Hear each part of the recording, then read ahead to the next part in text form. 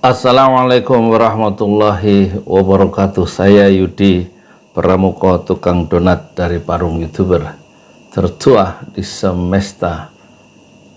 Ini kasus tentang ucapan-ucapan Pendeta Saifuddin Ibrahim itu sangat menarik ya, membuat Menteri Agama itu saya kira terdesak ya, dan tidak bisa mengangkat suara. Karena begini, biasanya Khalil Qoumas sebagai Menteri Agama itu mudah melontarkan tuduhan-tuduhan radikal terhadap internal umat beragama, terhadap umat Islam, maksudnya kelompok-kelompok Islam tertentu dituduh radikal, baik sebelum dia menjadi Menteri Agama maupun waktu menjadi salah satu pimpinan ormas Islam ya. Dan pada saat ada tokoh Islam atau pejabat publik termasuk Menteri Agama yang lama Fakhrul Razi itu ada berusaha untuk membersihkan ya paham radikal di kalangan umat Islam, itu waktu itu tentu perasaan sebagian kelompok Islam itu merasa tersakiti atau terganggu ya. Tetapi sekarang ada muncul ya pendeta dan dibantu oleh pendeta yang lain, dua-duanya dari luar negeri, melontarkan satu challenge yang sangat kuat ya dan sangat berani ya, bahwa sumber radikal itu sebenarnya ada di dalam Al-Quran sendiri, yaitu ada 300 Al-Quran, ayat Al-Quran yang menurut Pendeta Saifuddin Ibrahim itu sumber radikalisme dan intoleran, termasuk dia meminta supaya Menteri Agama menghapus 300 itu. Dan itu ada di channel YouTube yang saya lihat ya, di channel Saifuddin Ibrahim hari Senin tanggal 14 Maret 2022. Dan kemarin itu Pauzang yang juga salah sama dengan Saifuddin Ibrahim yang menistakan agama Islam, itu justru mendukung Saifuddin dan justru sebenarnya lebih dari 300 ayat. Dia mencontohkan di Cina itu Quran tuh tinggal sepertiganya, karena kira-kira lebih dari 60% itu direvisi ya. Ayat-ayat yang tidak nyambung atau tidak cocok dengan ideologi negara Cina komunis itu. Al-Quran kemudian dihapus ya, ayat-ayat Al-Quran itu mungkin ditafsirkan dengan ideologi atau dengan pandangan negara yang berideologi komunis ya. Jadi dua orang ini sebenarnya memberikan satu challenge yang sebenarnya harus membuat Menteri Agama itu berpikir ya.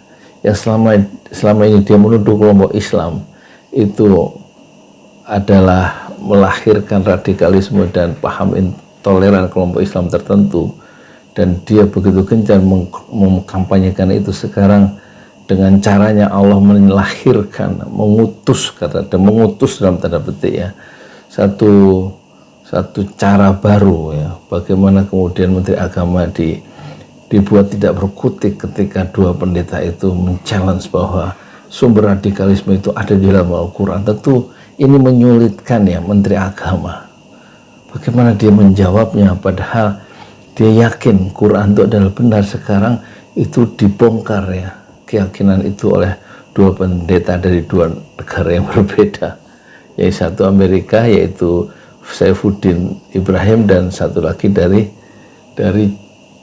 mungkin di Jerman atau mungkin di mana itu, di Belanda. Dua-dua pendeta itu memang melontarkan pendapatnya dengan cara yang pengecut ya, karena dia takut dengan pendapatnya sendiri. Sekarang persoalan yang tersisa adalah bagaimana merespon ya penistaan agama itu. Ada dua kemungkinan ya, solusinya.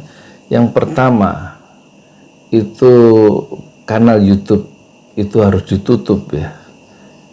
Kanal YouTube Saifuddin Ibrahim yang diungkapkan secara jelas itu Menko Polhukam minta ditutup, dan kemudian polisi harus bekerja untuk memperkarakan Saifuddin Ibrahim yang sudah menistakan agama. Sebagaimana pandangan dari Majelis Ulama, ucapan Saifuddin Ibrahim yang mengatakan Quran itu harus di skip atau harus dihilangkan 300 ayat itu adalah ucapan yang masuk dalam kategori penodaan agama.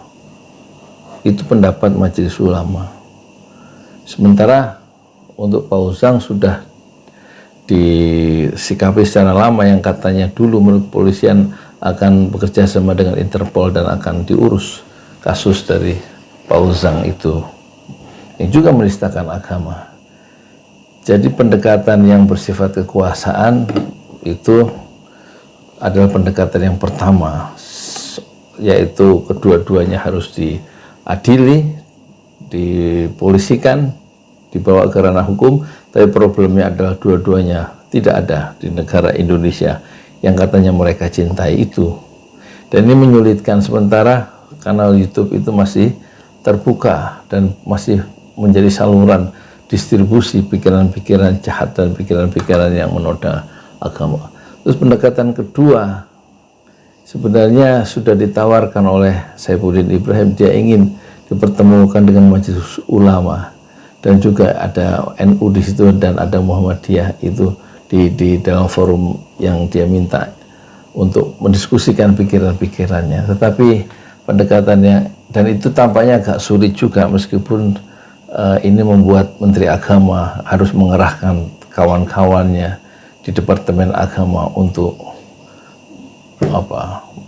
membayang-bayangi atau mendiskusikan, ya, mengerahkan pemikir-pemikir terbaik tentang ilmu-ilmu Islam untuk menghadapi Saifuddin Ibrahim dan Pauzang yang kelihatannya juga tidak menguasai Islam dengan cara yang semestinya dan juga tidak elok mengurusi dapur orang lain atau agama orang lain sebagai seorang pendeta dua-duanya.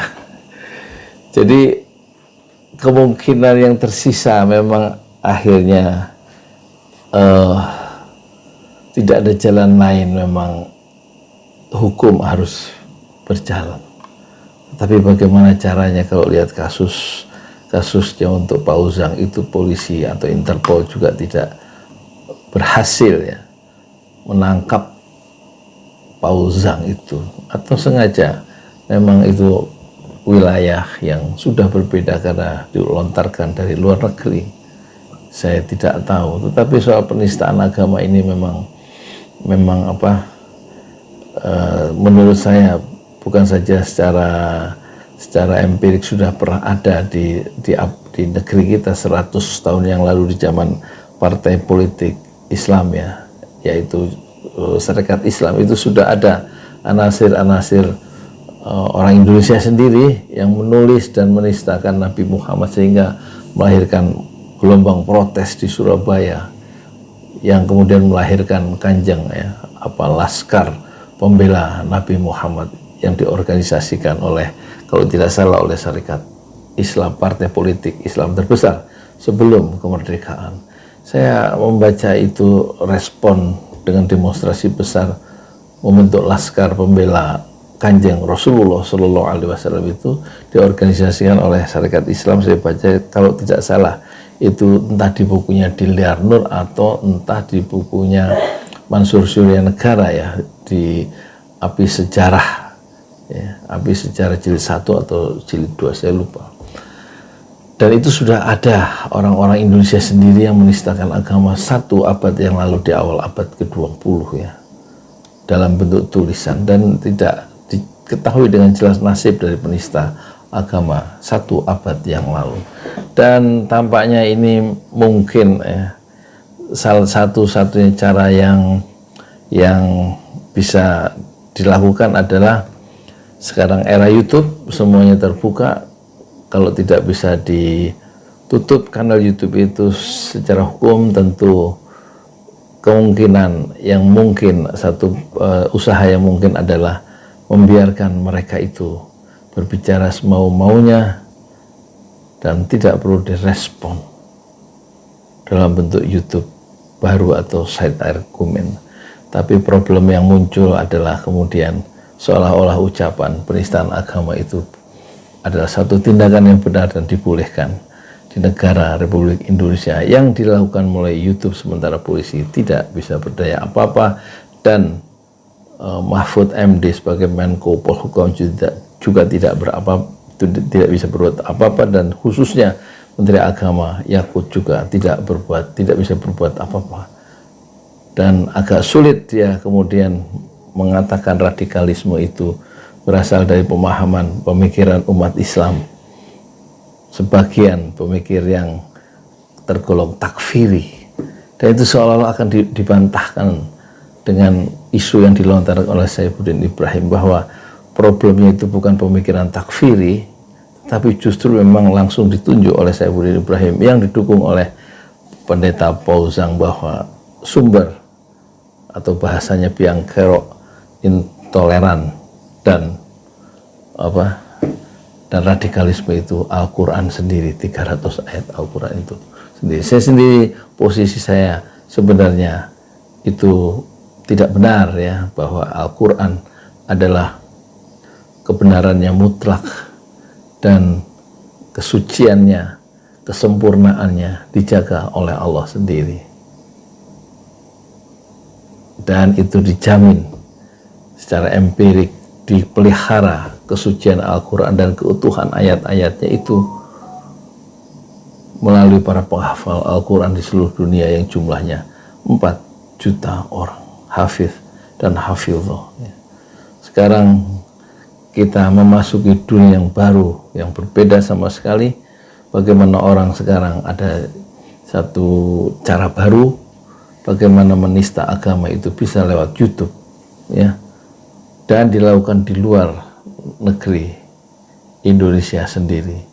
Kasus-kasus di luar negeri tentu ada orang yang gila yang memberikan karikatur penghinaan Nabi Muhammad, tetapi segera saja kelompok-kelompok Islam yang merasa tersinggung kemudian menghabisi, menembak orang itu dan menghancurkan kantor redaksi yang memungkinkan munculnya karikatur dalam sebuah tabloid di Perancis itu.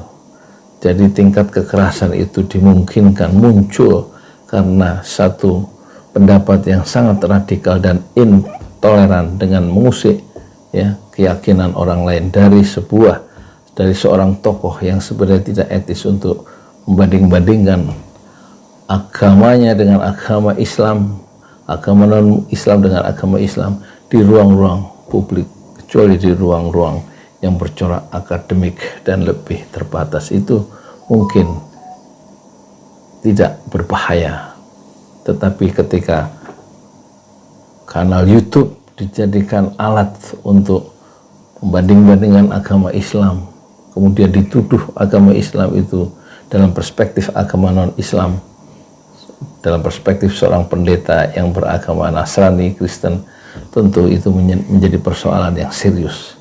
Dan kita lihat apa yang akan terjadi dalam kasus Saifuddin Ibrahim dan Pendeta Pauzang.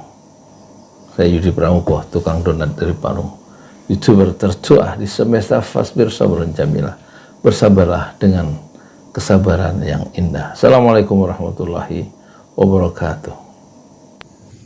Assalamualaikum warahmatullahi wabarakatuh. Saya Yudi Pramuko, tukang donat dari Parung, YouTuber tertua di semesta.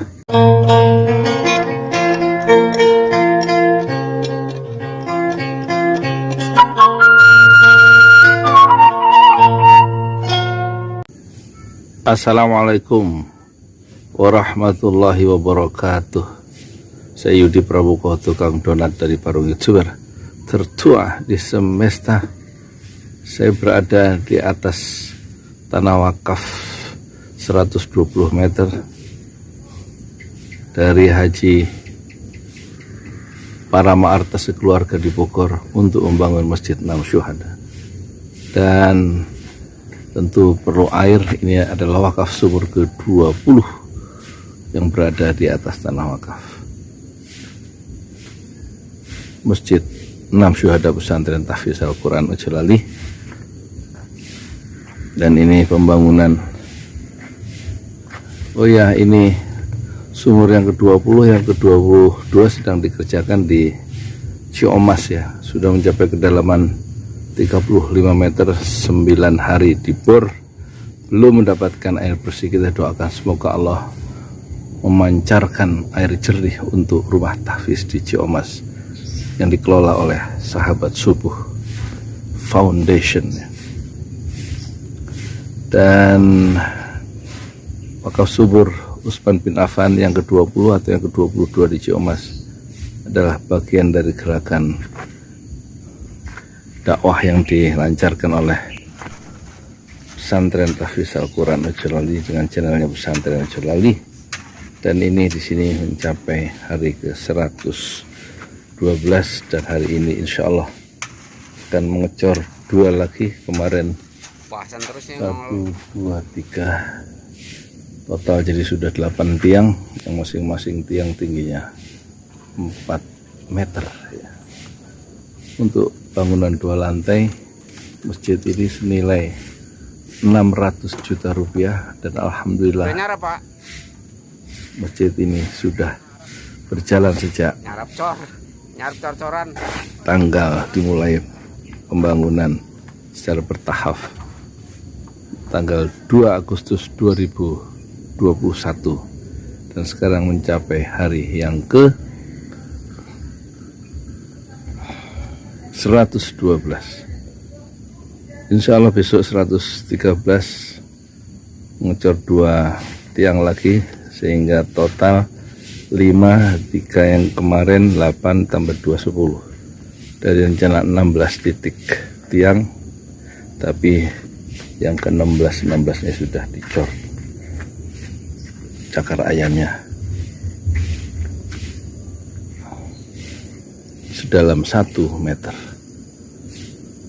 Moga-moga apa yang kita kerjakan bersama membangun masjid mendapatkan balasan sebuah rumah di surga sebagaimana Rasulullah Shallallahu Alaihi Wasallam bersabda, man bana masjidan lillah banallahu lahu fil jannah mislah.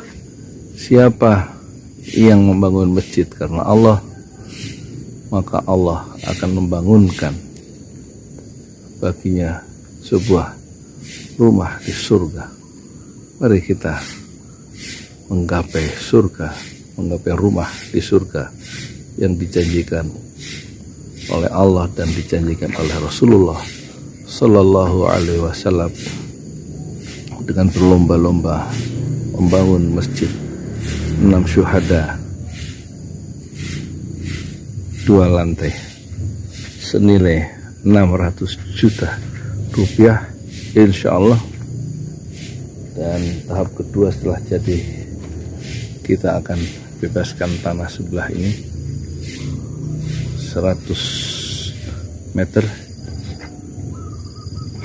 dan 200 meter sehingga tersambung dengan tanah wakaf 400 meter yang dikelola oleh Yayasan Pesantren Ojolali, dan tanah 400 meter sudah lunas senilai 300 juta donasi dari para penonton Pesantren Ojolali di 5 benua selama 2 tahun, sehingga alhamdulillah berhasil membeli sebidang tanah 400 meter dan insya Allah tahap kedua kita akan bebaskan tanah 300 meter senilai 300 juta jadi total 700 meter dan bersambung dengan masjid 6 syuhada tanahnya 120 jadi total perguruan Islam atau ya Pesantren Tahfiz Al-Quran Ojolali akan berdiri di atas tanah 400 tambah 300 tambah 120 720 meter insya Allah. Semoga Allah menganugerahkan rezeki yang barokah kepada penonton semua yang sudah bahu-membahu melakukan donasi dan amal jariah untuk pembangunan pesantren tahfiz Al-Quran, Jalali, dan masjid 6 syuhada. Amin amin ya rabbal alamin. Dan Allah menerima